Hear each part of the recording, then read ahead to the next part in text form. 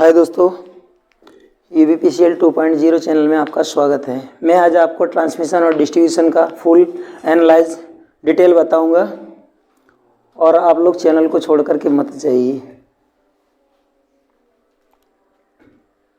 देखिए, आपको जो भी क्वेश्चन पूछना है बाकायदे पूछ सकते हैं हमसे, ठीक है, कोई प्रॉब्लम नहीं है। उसको मत देखना, हमको देखना केवल, ठीक है। हाँ, यहाँ देखो क्या करते हैं कि सबसे पहले नॉर्मल जैसे आप लोगों ने पावर प्लांट पढ़ा है, ठीक है। जब पावर प्लांट पढ़ा है तो उसमें आपने कौन कौन सा प्लांट पढ़ा है? नॉर्मली सबसे पहले कौन सा पढ़ा है? हाइड्रो, उसके बाद न्यूक्लियर, हाइड्रो पढ़ा है, न्यूक्लियर पावर प्लांट पढ़ा है, थर्मल पावर प्लांट पढ़ा है और सोलर पढ़ा है। इसके बाद गैस के भी कुछ 2-4 क्वेश्चन लिखे हैं, है ना। इसके बाद ज्वारीय शक्ति संयंत्र पढ़ा है, वॉल्केनो ज्वालामुखी से विद्युत का उत्पादन किया जाता है, ठीक है। सोलर भी पढ़ा है, सोलर से विद्युत का उत्पादन कर लेते हैं, ठीक है। तो ये उत्पादन के बहुत सारे साधन हैं। न्यूक्लियर भी पढ़ा है, मतलब नाभिकीय शक्ति संयंत्र, ठीक है। तो जैसे यूरेनियम वगैरह से हम विद्युत का उत्पादन कर लेते हैं। तो ऐसे बहुत सारे सब स्टेशन हैं, हाँ। और कूड़ा कचरा से भी, जैसे गोबर गैस संयंत्र होता है ना, उससे भी विद्युत का उत्पादन हो जाता है। तो विद्युत उत्पादन के बहुत सारे साधन हैं जिससे हम विद्युत का उत्पादन कर सकते हैं, ठीक है। अब इसके बाद जब विद्युत का उत्पादन हो गया, अब क्या करेंगे? अब विद्युत को कहाँ लेकर के जाएंगे, ठीक है। तो सबसे पहला काम क्या करते हैं कि जब विद्युत उत्पादन केंद्र स्थापित हो जाता है, उसके बाद विद्युत उत्पादन केंद्र पर एक स्टेशन बनाया जाता है जिसको हम विद्युत उत्पादन केंद्र शक्ति संयंत्र कहते हैं, ठीक है। या फिर हम शक्ति संयंत्र कह सकते हैं उसको। वहां पर एक परिसर बनाया जाता है जिस परिसर में अल्टरनेटर तो रहेगा आपका किसके? टरबाइन के साथ में, ठीक है। उसके बाद अल्टरनेटर जो है वो क्या करता है? अल्टरनेटर का मुख्य काम क्या है? यांत्रिक ऊर्जा को विद्युत ऊर्जा में रूपांतरित करना, यही है ना, ठीक है। अब इसके बाद जब यांत्रिक ऊर्जा को विद्युत ऊर्जा में रूपांतरित कर लिया गया, अब जो अल्टरनेटर विद्युत उत्पादन केंद्र पर लगाया जाता है, ये अल्टरनेटर कितनी सप्लाई का जनरेट करता है? कितना सप्लाई उत्पादित करता है? 11 kV और 50 के एकदम बिल्कुल करीब, कितना? 49.484549 ऐसे, है ना, इसके आसपास लगभग करता है। मतलब 50 जो HZ रहता है ना, उसको पूरा नहीं करता 50 HZ, ठीक है। तो 11 kV पर उत्पादन तो कर लिया, लेकिन इसमें वोल्टेज तो कम है, करंट का वैल्यू ज्यादा रहता है, ये चीज बताया गया है, ठीक है। जब वोल्टेज कम है, करंट का वैल्यू ज्यादा है। अब क्या करना है कि जो ये कम वोल्टेज वाली, अधिक करंट वाली जो विद्युत सप्लाई आपने उत्पादित की, इस विद्युत सप्लाई को एक ट्रांसफार्मर के पास लेकर के जाना है।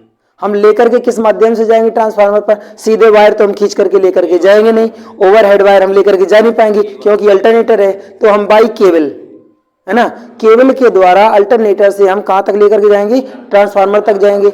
जो विद्युत उत्पादन केंद्रों पर ट्रांसफार्मर लगता है, ये ट्रांसफार्मर होता है स्टेप अप ट्रांसफार्मर, ठीक है। स्टेप अप ट्रांसफार्मर रहेगा। जो स्टेप अप ट्रांसफार्मर होता है, ये किस टाइप का होता है? Star star, delta star, star delta या डेल्टा डेल्टा, इनमें से कौन सा हमारा विद्युत उत्पादन केंद्र पर लगता है?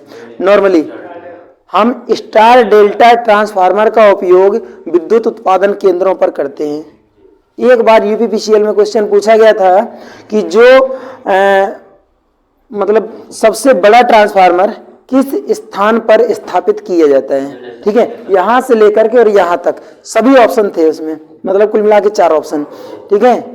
तो जितेंद्र बाबू ने मार दिया था इधर वाला, है ना, ये सब स्टेशन पे मार दिए थे, ये वाला सब स्टेशन विद्युत उपकेंद्र पर, है ना, जो आपके आसपास दिखाई दे रहा है, जो कि रॉन्ग था, ठीक है। हमको करना क्या चाहिए था? हमको करना चाहिए था उत्पादन केंद्र पर, क्योंकि सबसे पहले आता है बाबा, उसके बाद आता है पिता, उसके बाद उसके बच्चे, फिर उसके बच्चे, फिर उसके बच्चे, यही प्रक्रिया चलती है ना। सबसे बड़ा कौन हो गया? तो सबसे बड़ा यही ना होगा, ठीक है, यही ना होगा। तो जो उत्पादन केंद्र है, उत्पादन केंद्रों पर सभी ट्रांसफार्मरों में सबसे बड़ा ट्रांसफार्मर स्थापित किया जाता है, ये बात याद रखना, ठीक है। विद्युत उत्पादन केंद्र पर या जनन केंद्र पर जो ट्रांसफार्मर स्थापित किया जाता है, ये कैसा होता है? सबसे बड़ा। कैसा होता है? सबसे बड़ा ट्रांसफार्मर। ये लगाया कहां जाता है? उत्पादन केंद्रों या जनन केंद्रों पर। अब इस ट्रांसफार्मर का काम क्या है? जैसे कि मैंने बताया, यहाँ पर स्टार डेल्टा टाइप ट्रांसफार्मर स्थापित किया जाता है, ठीक है। जब स्टार डेल्टा ट्रांसफार्मर करेंगे, इसका काम है विद्युत का स्टेप अप करना, ठीक है। तो मतलब इसमें जो ये ट्रांसफार्मर लगाया जाता है आपका सबसे बड़ा ट्रांसफार्मर उत्पादन केंद्र पर, इसका मुख्य काम क्या है? क्या चीज इसमें स्टेप अप किया जाता है? वोल्टेज को स्टेप अप किया जाता है तो करंट स्टेप डाउन हो जाता है। ठीक है, जब वोल्टेज स्टेप अप हो जाएगा तो करंट स्टेप डाउन हो जाएगा। अब कितनी वोल्टेज स्टेप अप किया जाएगा? ठीक है, जो जैसे कि यहाँ पर लिखा 11 केवी की ये सप्लाई को, ठीक है, वोल्टेज को ये कितना स्टेप अप कर देता है? 765, 400 और 220 और 132 इतने में स्टेप अप कर देता है। ठीक है, जितनी वोल्टेज ज्यादा रहेगी इतना संचरण लाइनों पर लॉसेस कम होता है, क्योंकि करंट का मान उतना कम रह जाएगा। ठीक है, जितना मान धारा का कम होगा उतनी मतलब क्षरण, एक तरीके से कहेंगे losses, I square R loss जो होता है ना, वोल्टेज ड्रॉप, वो कम होगा। जब वोल्टेज ड्रॉप कम होगा उतना विभाग को फायदा है। इसलिए सोचा जाता है कि ज्यादा से ज्यादा विद्युत का उत्पादन किया जाए। कई बार क्वेश्चन पूछा जा चुका है कि भारत में सबसे अधिक अब तक कितनी वोल्टता का उत्पादन किया जा रहा है? ठीक है, सबसे ज्यादा, तो सबसे ज्यादा है उत्पादन जो किया जा रहा है, संचरण जो किया जा रहा है वो इस पर। अब तक भारत में सबसे अधिक किस वोल्टता पर संचरण किया जा रहा है? क्वेश्चन ये था। ठीक है, तो 765 केवी पर संचरण किया जा रहा है, ट्रांसमिट किया जा रहा है।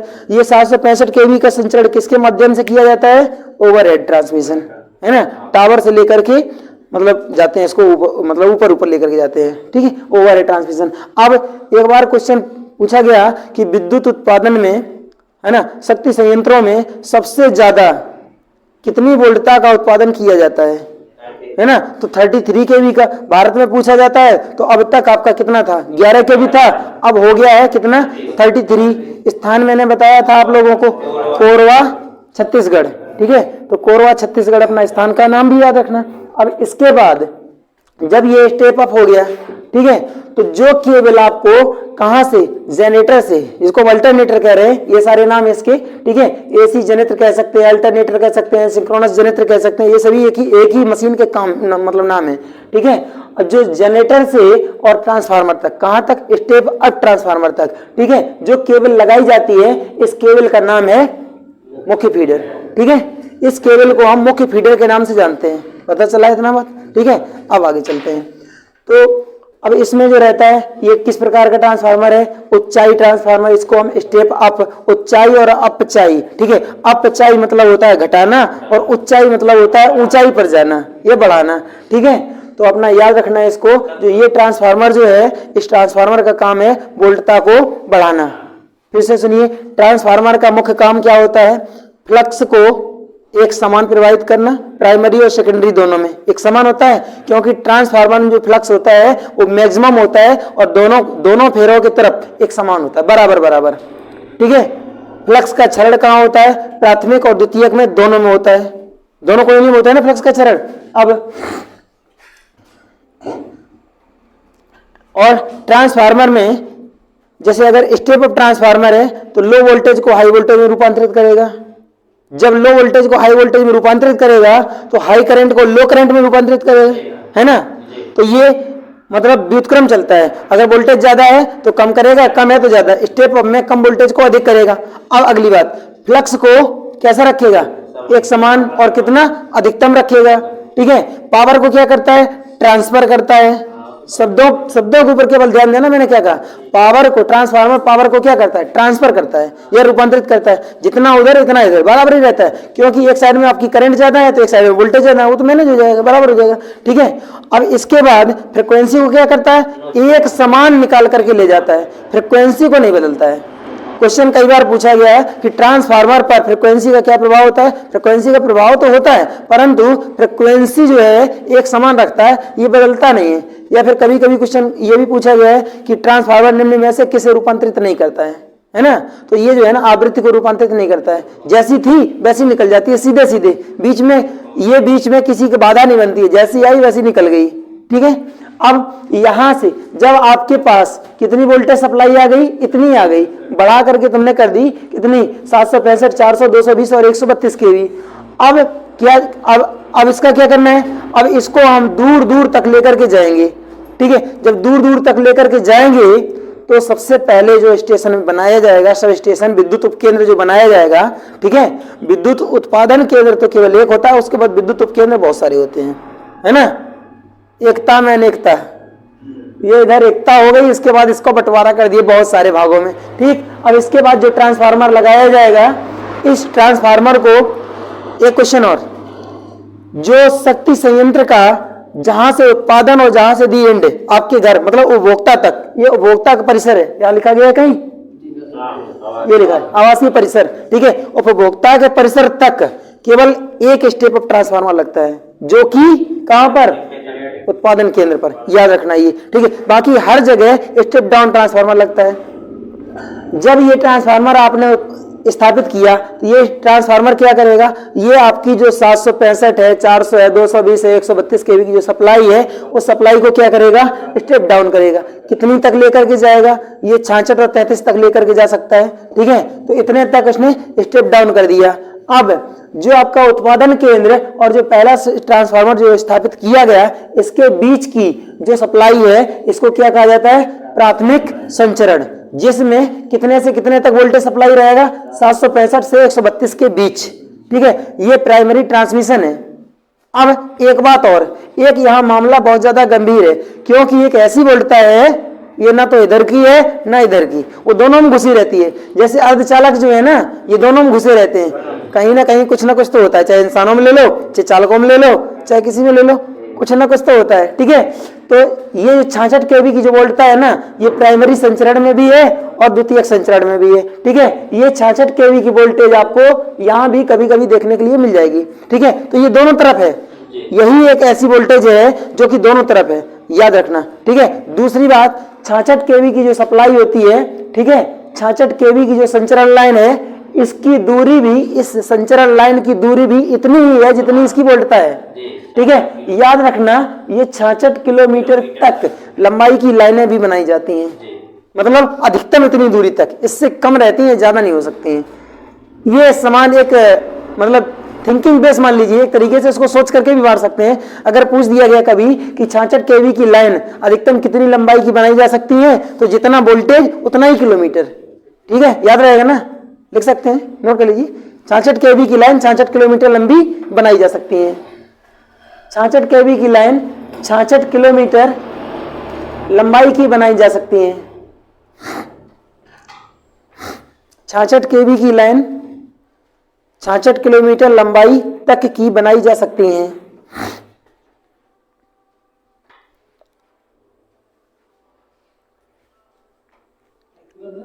हाँ, हो गया।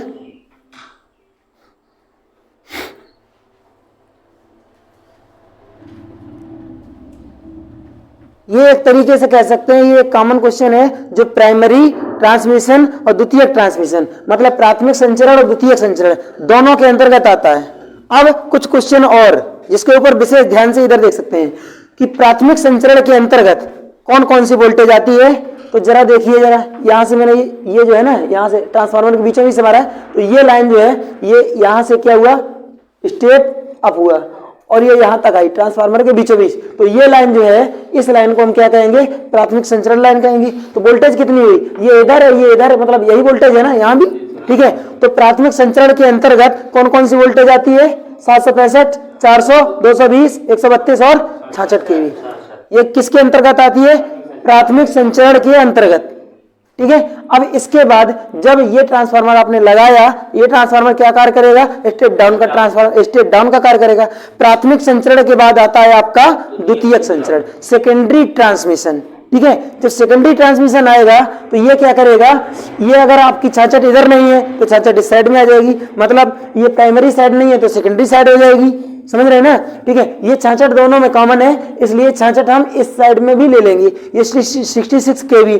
ठीक, अब इसका स्टेप डाउन किया गया, जब स्टेप डाउन किया जाएगा तो ये यहां से इस ट्रांसफार्मर से और इस ट्रांसफार्मर के बीच इस लाइन को हम क्या कहेंगे, इतनी जो लाइन है यहां से यहां तक द्वितीयक संचरण कहेंगे। द्वितीयक संचरण के अंतर्गत कितनी वोल्टेज आएगी, देखो जो चीज यहां लिखा है वही चीज यहां लिखा है। ये द्वितीयक संचरण के अंतर्गत जो सप्लाई है वो है कितनी, 66 और 35। ठीक है, याद रखना केवल दो प्रकार की वोल्टेज है, 66, 33, 66 और उसका आधा। ठीक है, ये 66 और उसका दुगना, 11 का 3 गुना, 11 का 6 गुना। ठीक है ना, हाँ, तो याद रहेगा तो ये द्वितीयक संचरण के अंतर्गत कौन सी वोल्टता आती है? कई बार डायरेक्ट क्वेश्चन पूछा गया है। द्वितीयक संचरण के अंतर्गत निम्न में से कौन सी वोल्टता आती है? 33 और 66। ठीक है, उंगलियों पर अपना याद रखना 33 और 66।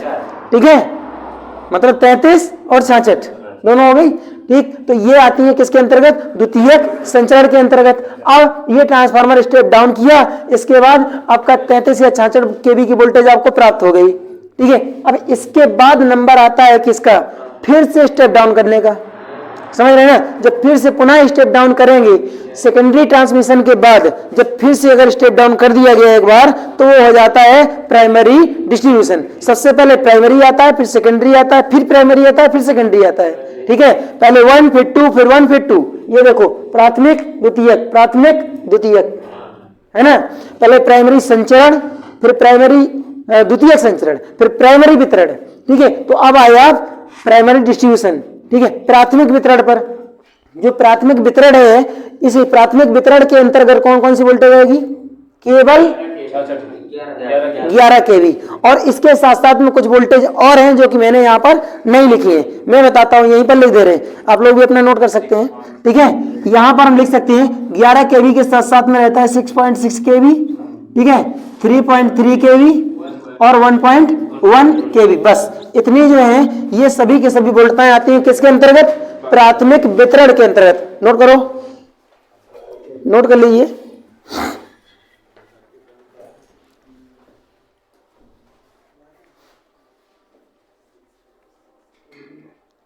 आज के टॉपिक से अगर 5 से 6 नंबर अगर आप लोगों ने नहीं लूट पाए तब तो बेकार ही है।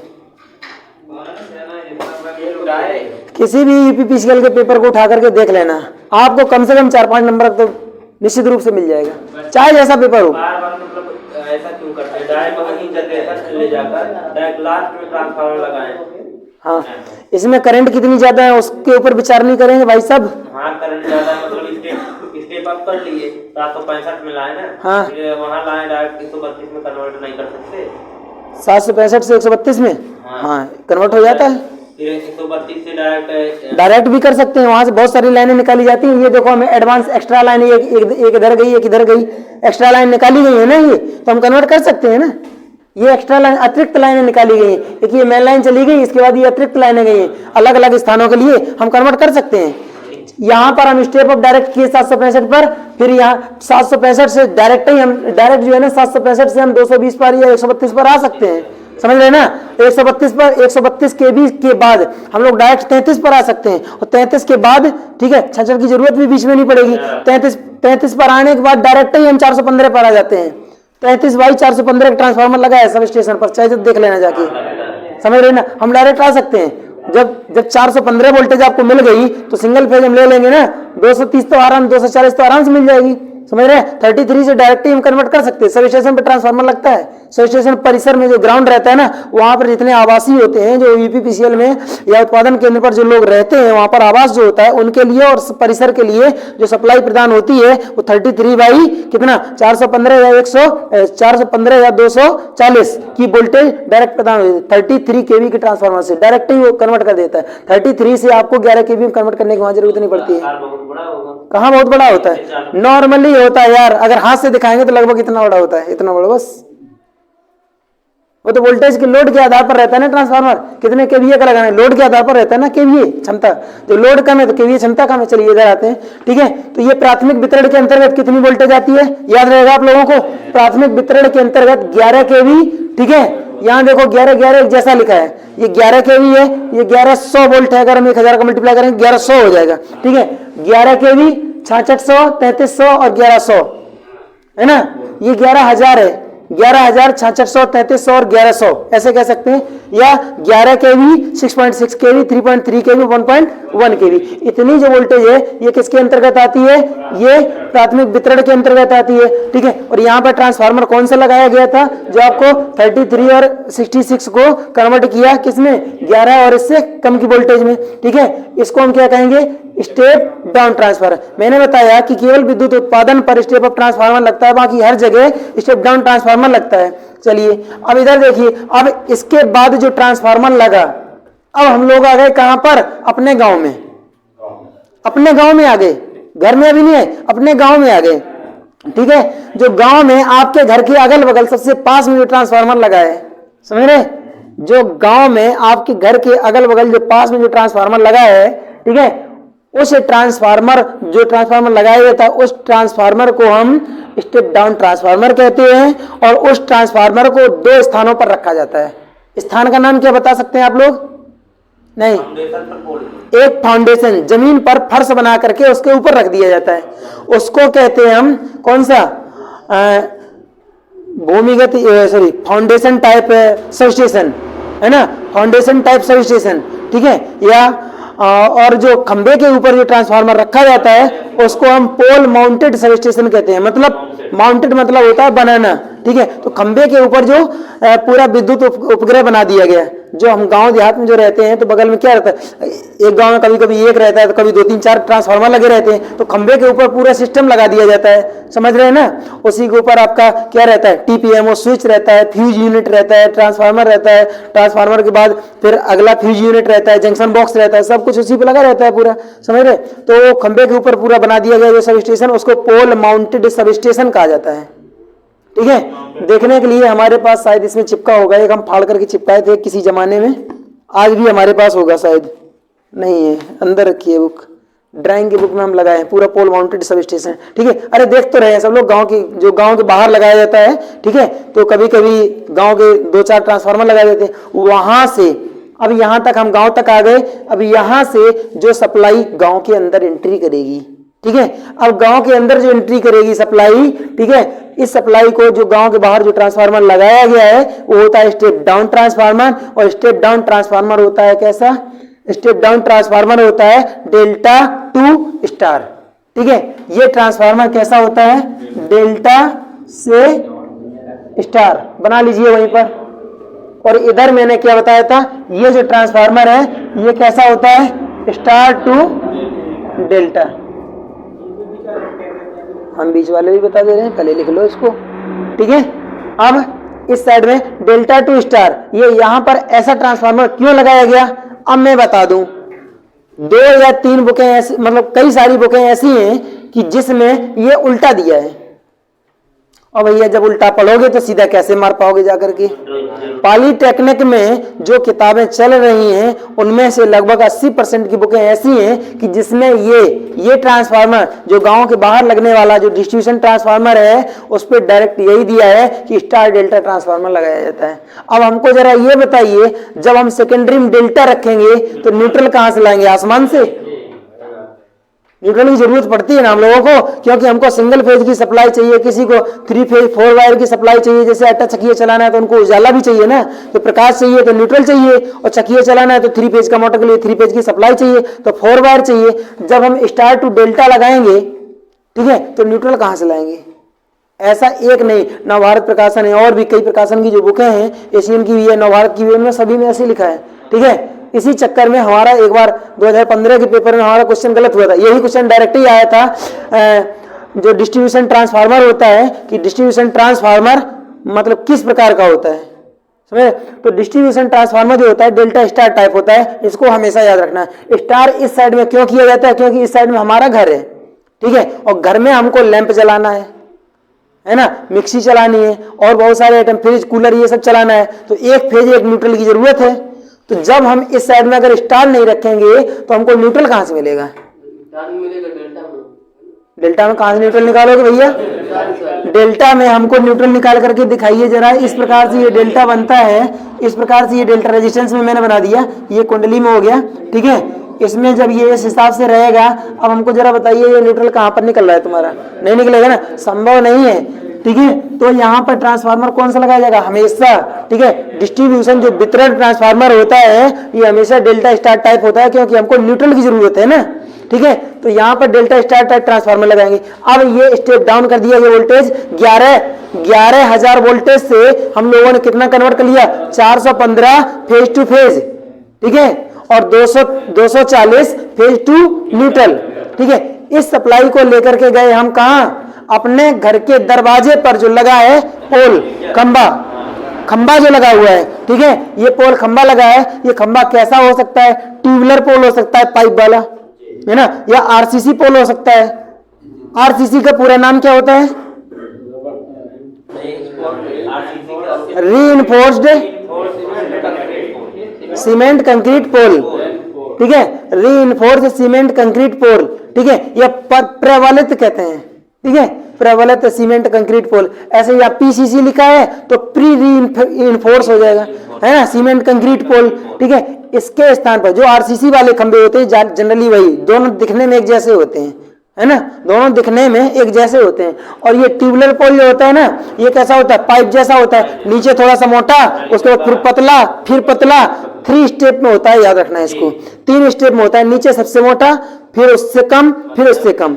ये इसलिए 3 स्टेप में बनाया जाता है क्योंकि इसको जब 3 स्टेप में बना दिया गया तो ये मतलब जैसे आंधी तूफान वगैरह आई तो उस समय क्या हो, आंधी तूफान जब आई तो उस समय क्या हो, ये टूट करके न गिरे। अगर एक समान बना दिया जाए, ट्यूबुलर पोल है, ये टूट सकता है ना, इसलिए 3 स्टेप में बनाया जाता है। नीचे चौड़ा, मतलब कोई भी मकान जब हम बनाते हैं तो उसका नियास जो कहते हैं ना, जो बेस नीचे वाला रहता है, ठीक है, नींव कहते हैं, तो वो चौड़ी बनाई जाती है कुछ, फिर उससे कम, फिर उससे कम, पता लगा 50 खंड तक जाते जाते वो पता लगा कागज जैसी दीवारें बनाने लगे, एकदम बिल्कुल पतली पतली, हवा आए तो पता लगा ऊपरी वाली बिल्डिंग उड़ जाए, नीचे वाले में धक्का ना आए।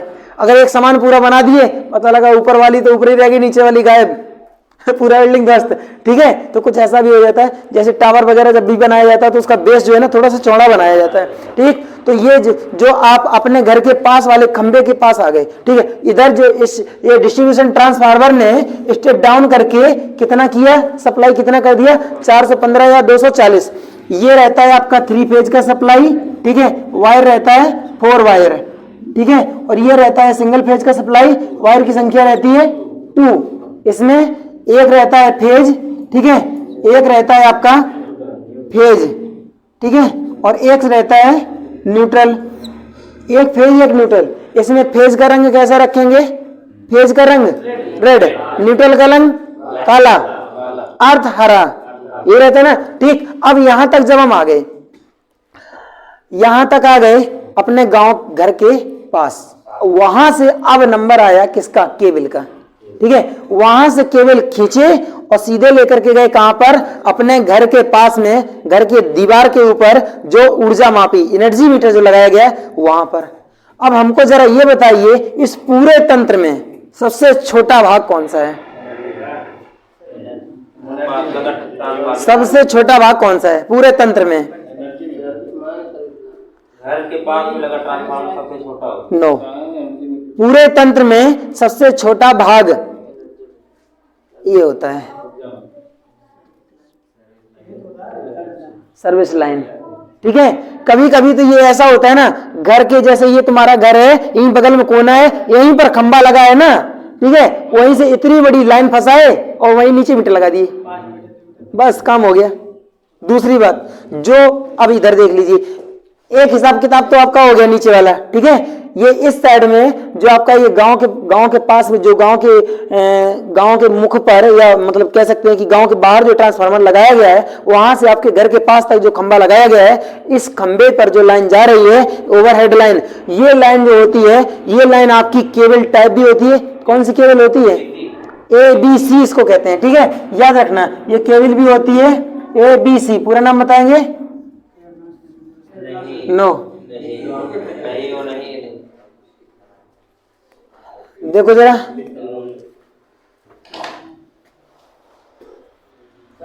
हाँ, मुझे जो ट्रांसफार्मर लगा इसका डेल्टा की पहले जो लास्ट ट्रांसफार्मर बनाया है ये जी, हाँ, वो कैसे होता है उसका, अभी हम बता रहे हैं, आगे देखिए। तो देखिए कि यहां से ये जो ट्रांसफार्मर लगा है और यहां तक जो घर के पास में जो खंबा लगा है, इनके दोनों के बीच में जो सप्लाई लाइन होती है उसको हम क्या कहते हैं, द्वितीयक वितरण। तो द्वितीयक वितरण के लिए वोल्टता कितनी हो जाएगी, 415 240, ठीक है, ये चीजें इतनी याद रहेंगी। तो अगर इस लाइन के लिए इतनी सप्लाई है तो ये सर्विस लाइन के लिए कितनी सप्लाई होगी, ये सर्विस लाइन, यही तो सेम तो खींच करके लेकर के गए हैं ना। यहां भी आपकी ये देखो लिखे हैं 415 या 240 50 हर्ट्ज की सप्लाई हो सकती है। अब चलते हैं ऊपर वाले भाग पर। यहां आपका स्टार टू स्टार, एक ये ट्रांसफार्मर हो सकता है, ये दोनों हो सकते हैं, इधर वाला भी और इधर वाला भी, ठीक है। जो पूछ रहे थे, ये क्यों ऐसा लगाया जाता है, ठीक है। ये बड़े ट्रांसफार्मर और अधिक वोल्टता के होते हैं, ठीक है। बड़े ट्रांसफार्मर और अधिक वोल्टता के होते हैं, स्टार स्टार लगा लेते हैं। तो कभी कभी हाँ, तो कभी कभी क्या होता है, इस प्रकार के ट्रांसफार्मरों में से एक अतिरिक्त लाइन निकाल ली जाती है, जो कि जैसे मान लीजिए स्टार स्टार ट्रांसफार्मर बनाया गया, ठीक है। देख लीजिए जरा यहाँ, इससे कुछ लाभ है इसलिए, ठीक है। स्टार स्टार ट्रांसफार्मर यहाँ पर लगाया गया, ठीक। जब स्टार स्टार ट्रांसफार्मर लगाया जाता है तो इसमें तृतीयक हार्मोनिक को रोकने के लिए और न्यूट्रल को स्थायी करने के लिए एक बाइंडिंग डाला जाता है बीच में, जो कि होती है डेल्टा के आकार की।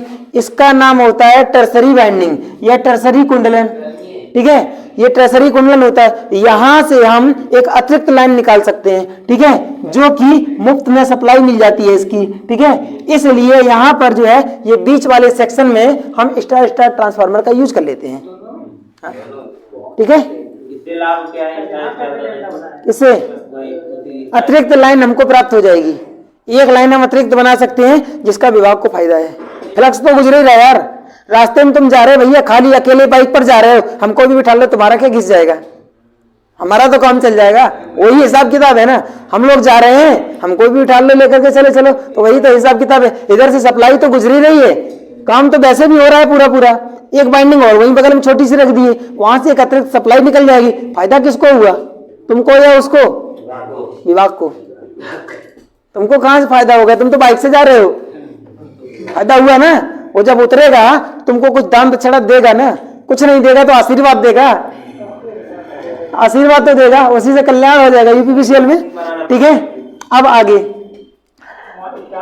ये एरियल होती है, aerial bundle cable, conductor cable होती है, एरियल बंडल्ड, ठीक है।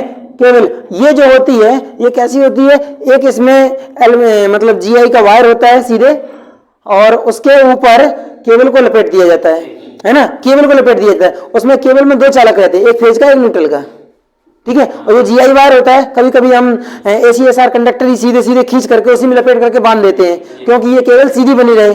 अब कुछ क्वेश्चन और हैं, जरा ध्यान से इधर देखना। इसमें जो ये आपका ये भाग है, कौन सा भाग, सर्विस लाइन, यहाँ पर ऊपर लिखा गया है सर्विस लाइन, इसी को सर्विस मैन कहते हैं, ठीक है। ये वाला भाग में हम किसी भी प्रकार का कहीं से कोई भी टेपिंग नहीं करते हैं। क्या नहीं करते हैं, टेपिंग नहीं कर सकते हैं। अगर इस वाले लाइन में आपने अगर टेपिंग कर दिया तो विभाग कहेगा पक्का तुम लोग चोर हो, तुमने चोरी की है और बाईपास लाइन चलाई है, चलो पहले तो फाइन भरो, समझ रहे हैं ना। तो इस वाले सेक्शन में क्या किया जाता है, इस वाले सेक्शन में किसी भी प्रकार का कोई कट नहीं लगाया जाता है। तो कहीं कहीं तो विभाग क्या करता है, खंबे से और एनर्जी मीटर के बीच में अपनी केबल लगाता है ना। जब अपनी केबल लगाएगा तो क्या होगा, चोरी कर पाओगे आप नहीं। तो बिजली की चोरी को रोकने के लिए ये इतना काम, मीटर के बाद आप चाहे कुछ करो, पूरा का पूरा लूट लो मीटर के बाद, लेकिन मीटर से और खंबे के बीच में जो केबल लगाई गई उसको सर्विस लाइन या सर्विस केबल कहते हैं, ठीक है। इतने के बीच में किसी भी प्रकार का कोई भी कट नहीं होना चाहिए, मतलब किसी भी प्रकार का कोई टेपिंग नहीं होता है। दूसरी बात, जो सर्विस लाइन होती है ये संपूर्ण तंत्र का सबसे छोटा भाग होता है, सुनो, ठीक है। सर्विस लाइन संपूर्ण तंत्र का सबसे छोटा भाग होता है, इसमें किसी भी प्रकार का कोई भी कट नहीं होना चाहिए, ठीक है। और यहां से किसी भी प्रकार की कोई भी कटिया जिसको कहते हैं ना, ठीक है, कटिया फंसा लेते हैं तो उसको हम क्या कहते हैं, टेपिंग है। टेक्निकल की भाषा में टेपिंग कहेंगे, गांव की भाषा में कटिया कहेंगे, है ना। ये चौंगा कह देते हैं कभी कभी, चौंगा फंसा लो, समझ रहे हैं ना। हाँ, तो ये जो भाग है इस भाग से क्या नहीं होता है, इस भाग से टेपिंग, ठीक है, नहीं कर सकते, नोट करते जाइए, कर सकते, नहीं कर सकते, इस भाग से टेपिंग नहीं किया जा सकता है किसी भी प्रकार का। हाँ हाँ, इस सेक्शन में टेपिंग नहीं होता है, बाकी किसी में भी टेपिंग करो। हमने तो किया है। अगर आप लोगों ने किया भी है तो आप लोगों ने चोरी की है, विभाग के जान जाएंगे तो जान लीजिए कि सीधा फाइन मारेंगे, या तो आप उससे पहले, वो फाइन मारने से पहले ही विभाग में चले जाइए, तब तो बच जाएंगे, ठीक है। बता रहे हैं। अब टेपिंग के बारे में पूरा सुन लीजिए कि टेपिंग कहां कहां और किस किस भाग में होती है, ठीक है। ये जो विद्युत का उत्पादन जहां से किया गया और ट्रांसफार्मर जहां स्थापित किया गया, पहला वाला कौन सा, स्टेप अप ट्रांसफार्मर, ठीक है। इतने भाग को सुनो भाई, उत्पादन केंद्र से और जो ट्रांसफार्मर आपका स्टेप अप ट्रांसफार्मर स्थापित किया गया, इतने भाग को हम मुख्य फीडर के नाम से जानते हैं। इसको मुख्य संभरक या प्राथमिक फीडर भी कह सकते हैं, ठीक है। ये फीडर जनरली केबल का बना होता है, ठीक है। इस भाग में जो केबल स्थापित की जाती है, जिसको हम मुख्य फीडर कह रहे हैं, ये प्रेशर केबल होती है या हम इसको पावर केबल भी कह सकते हैं, ठीक है। जो प्रेशर केबल होती है ये दो प्रकार की होती है। नंबर एक oil pressure, number 2 gas pressure, ठीक है। गैस में भरा जाता है SF6 सल्फर हेक्साफ्लोराइड गैस, ठीक है। ये दो प्रकार का होता है। अब आगे जो अब इस स्थान से यहां से जो स्टेप अप ट्रांसफार्मर लगाया गया है, इसके बाद कहां, आपके घर के पास जो अगल बगल में, घर के अगल बगल में, गांव के बाहर जो ट्रांसफार्मर लगा है ना, इतना बड़ा तंत्र, सबसे भारी, ठीक है। ये सबसे बड़ा तंत्र जो होता है, इस तंत्र को क्या कहा जाता है, फीडर कहा जाता है। ये इतना लंबा चौड़ा फीडर है, ठीक है। लेकिन कभी कभी यहाँ पर एक, हाँ यहाँ पर जो है, यहाँ पर कोई प्रॉब्लम नहीं होती है, लेकिन यहाँ द्वितीयक सेक्शन में यहाँ पर प्रॉब्लम होती है। एक क्वेश्चन समझने में अभी बता रहे हैं, ठीक है। तो यहाँ क्या है कि सबसे लंबा तंत्र जो होता है, ये कौन सा होता है, फीडर, ठीक है। फीडर होता है, इसको हम क्या कहेंगे, फीडर कहेंगे। सबसे लंबा तंत्र होता है। पूछा जाता है क्वेश्चन, संपूर्ण तंत्र में, विद्युत विभाग के संपूर्ण तंत्र में सबसे लंबा भाग कौन सा होता है, फीडर होता है। ये कहां से होता है, विद्युत उत्पादन केंद्र से और आपके घर के पास जो अगल बगल में, गांव के पास जो ट्रांसफार्मर लगा है, वहां तक इतना लंबा पूरा भाग। कहीं भी आप जाएंगे किसी भी सब स्टेशन पे, लोग कहते हैं इस फीडर की लाइन है, इस फीडर की लाइन है, इस फीडर की लाइन है ना, अलग अलग भाग, अलग अलग सेक्शन की लाइन है। तो हर जगह फीडर ही लिखा मिलेगा, चाहे आप डिस्ट्रीब्यूशन में जाओ, चाहे ट्रांसमिशन में जाओ। चाहे डिस्ट्रीब्यूशन में जाओगे, वहां पैनल पर देखो जाके, तब भी फीडर लिखा मिलेगा। ट्रांसमिशन में कहीं भी चले जाओ, वहां हर जगह जाओगे तो तुमको फीडर लिखा मिलेगा, ठीक है। फीडर मतलब पैनल नहीं होता है, फीडर मतलब चालक होते हैं, ठीक है। जो टावर से होकर जो लाइन जाए, या खंबे से होकर जाए, या पोल से होकर के जाए, जो आपके घर के पास तक जो सप्लाई गई है, या इंडस्ट्रियल एरिया है, तो जो कंपनी जो प्लांट बना है उसके दरवाजे पर, ठीक है, जो खंबा लगा दिया गया, ट्रांसफार्मर लगा दिया गया, वहां तक जो लाइन आई है, कुल फीडर है, ठीक है। अब आगे के संपर्क में नहीं होता फीडर लाइन, क्या ये फीडर लाइन नो, उपभोक्ता के संपर्क नो, ठीक है। तो ये फीडर यहां तक हो गया। अब फीडर के बाद अगला सेक्शन आता है कौन सा, डिस्ट्रीब्यूटर, जिसको कहा जाता है वितरक। गांव में देखें कुछ लोग आते हैं फेरी वाले, क्या करते हैं, डिस्ट्रीब्यूट करते हैं ना, बांटते हैं, ठीक है, उसको कहते हैं डिस्ट्रीब्यूटर। तो गांव में फेरी करने वाले, ये यार गांव में फेरी करने वाले तो होते हैं, गांव पे पूरा घुमा दिया जाता है चारों तरफ, गली मोहल्ले में, हर जगह। ये गांव में फेरी करने वाले होते हैं, उनको हॉकर कहा जाता है। हाँ, गांव में फेरी करने वाले जो होते हैं ना, रेडी लेके आता है, कोई साइकिल से आता है, कोई आवाज लगाते हैं, हाँ, कोई सब्जी वाले आते हैं, कोई कपड़े वाले आते हैं, देख रहे हैं ना, ठीक है। तो इनको सबको हॉकर कहा जाता है, जो गांव में फेरी वाले होते हैं। तो ये भी यार गांव में तो फेरी लगा रहा है, गली मोहल्ले में कोई हर जगह जा रहा है, जब फेरी लगा रहा है तो इसको हम क्या कहेंगे, फेरी वाले कहेंगे। डिस्ट्रीब्यूटर होता है ना, वितरक तो हुआ, जो बांटने वाले होते हैं, ठीक है। तो ये भाग कौन सा, आपके गांव के बाहर जो ट्रांसफार्मर लगा है और घर के भी, मतलब जो घर के पास में जो खंबा लगा है, उसके बीच जो खंबे से होकर के जो सप्लाई गई है, एक माध्यम ये हो गया, दूसरा माध्यम अंडरग्राउंड। डिस्ट्रीब्यूटर दोनों माध्यम से होता है, याद रखना, ठीक है। अंडरग्राउंड भी होता है, मैंने कई जगह देखा है, यहाँ आजमगढ़ में भी देखा है, आजमगढ़ में अंडरग्राउंड है, ठीक है, डिस्ट्रीब्यूशन, ठीक। तो जो डिस्ट्रीब्यूशन है, आपके घर के पास में एक खंबा लगाया गया और ट्रांसफार्मर के बीच का जो सेक्शन है, इस सेक्शन की लंबाई, ठीक है, जो आपका फीडर वाला सेक्शन था, फीडर वाले सेक्शन से डिस्ट्रीब्यूटर वाले सेक्शन की लंबाई कम होती है, ठीक है। लेकिन कभी कभी ये वाला पार्ट जो है वितरक वाला, जिसको हम डिस्ट्रीब्यूटर कहते हैं, ये कभी कभी गायब हो जाता है, हाँ, गायब हो जाता है। ऐसी पोजीशन कहां पर आती है कि जब उपभोक्ता होते हैं बड़े बड़े उपभोक्ता का मतलब जो बड़े बड़े प्लांट है, जैसे कोई सरिया मिल है ना, या फिर और बड़े बड़े, जैसे कोई मतलब कोई भी उत्पादन, साबुन बनाने वाले हैं, बिस्कुट बनाने वाले हैं, ये से बहुत सारे उत्पादन केंद्र रहते हैं ना, कपड़े बनाने वाले हैं। तो ये सब जो बड़े बड़े मतलब जो उपभोक्ता जो होते हैं, तो वो क्या करते हैं, उनको इतनी सप्लाई की जरूरत थोड़ी है, उनको ज्यादा सप्लाई की जरूरत है। ये हो सकता है कि 11,000 डायरेक्ट ही ले लें, 11,000 न लेकर के वो 33,000 ले लेते हैं। तो ये 33 kV की सप्लाई जब ले लिए, ये 11 kV की सप्लाई ले लिए, तब ये बचा कहाँ, नहीं बचा है ना। तो इसमें उस पोजीशन में क्या होता है कि ये जो डिस्ट्रीब्यूटर है ये गायब हो जाता है। तो आपका क्या, फीडर आया, फीडर के बाद ट्रांसफार्मर लगा, ट्रांसफार्मर से ये सेक्शन ना हो करके वो यहां से डायरेक्ट केबल ले लेते हैं। जब केबल ले लेंगे तो उसको हम क्या कहेंगे? सर्विसमैन कहेंगे ना। तो ये फीडर कहाँ गया? है ही नहीं, है ना। तो ये जो डिस्ट्रीब्यूटर जो है ना, ये गायब हो जाता है। कहां पर गायब होता है? इंडस्ट्रियल एरिया में। ठीक है, इंडस्ट्रियल एरिया में जो डिस्ट्रीब्यूटर होता है ना, वितरक होता है, ये कभी कभी गायब हो जाता है। तो ये भी क्वेश्चन कई बार पूछ लिया गया कि निम्न में से कौन सा भाग कभी कभी गायब हो जाता है, ये लुप्त हो जाता है। ठीक है, तो लुप्त होने वाला यही है, शक्तिमान है। ये शक्तिमान गायब हो जाता है, समझ रहे हैं ना। ये वाला भाग जो है कभी कभी गायब हो जाता है।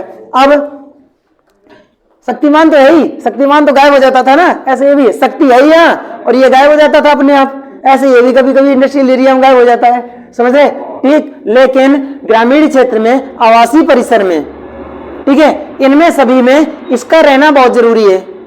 क्वेश्चन कई बार पूछा गया कि आवासीय परिसर में निम्न में से कौन सा भाग रहता है, तो आवासीय परिसर में ये भाग जरूर रहता है। ये भाग नहीं रहेगा तो गली मोहल्ले में सप्लाई जाएगी कैसे, है ना। तो आवासीय परिसर में ये भाग रहता है।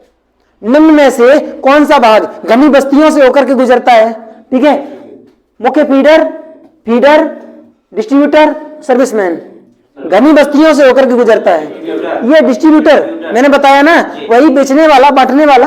तो हर जगह जब बांटेगा तो उसका काम क्या है? गली मोहल्ले हर जगह जाएगा ना। ठीक है, तो घनी बस्ती कह दो चाहे गांव कह दो, गांव में प्रत्येक गली से होकर के जाता है। आवासीय परिसर कह दो, ठीक है, उनमें सभी में इसका रहना बहुत अनिवार्य है। अगर ये नहीं रहेगा तो सर्विस लाइन हम कैसे खींचेंगे? कम कम वोल्टेज की जरूरत होती है। ठीक है, तो इसका लंबाई में इसका भाग होता है दूसरा, कौन सा?